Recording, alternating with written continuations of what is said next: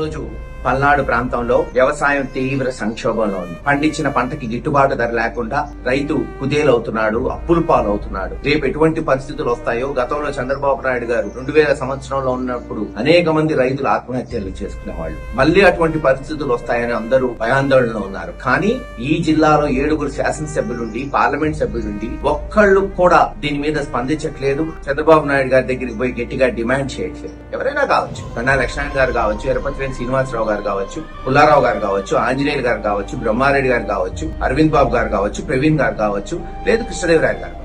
మీరందరూ పోయి చంద్రబాబు నాయుడు గారి దగ్గర గట్టిగా కూర్చొని ఏదైతే ఈ రోజు ఈ సంక్షోభాన్ని గట్టెక్కే విధంగా చర్యలు చేపట్టవలసిందిగా వైఎస్ఆర్సీపీ పార్టీ డిమాండ్ చేస్తుంది. ఏదైతే జగన్మోహన్ రెడ్డి గారు ఆ రోజు రైతు భరోసా 13,500 ఇస్తే చంద్రబాబు నాయుడు గారు 20,000 చేస్తారు. పోయిన సంవత్సరం కనీసం 2,000 కూడా ఇవ్వలేదు. ఈ సంవత్సరం ఏమవుతుందో ఇంకా తెలియట్లేదు. తక్షణమే పోయిన సంవత్సరం ఇస్తానన్న 20,000, ఈ సంవత్సరం ఇస్తానన్న 20,000, 40,000 ఇస్తే కనీసం రైతులకి ఎంతో కొంత ఊరట లభిస్తుంది.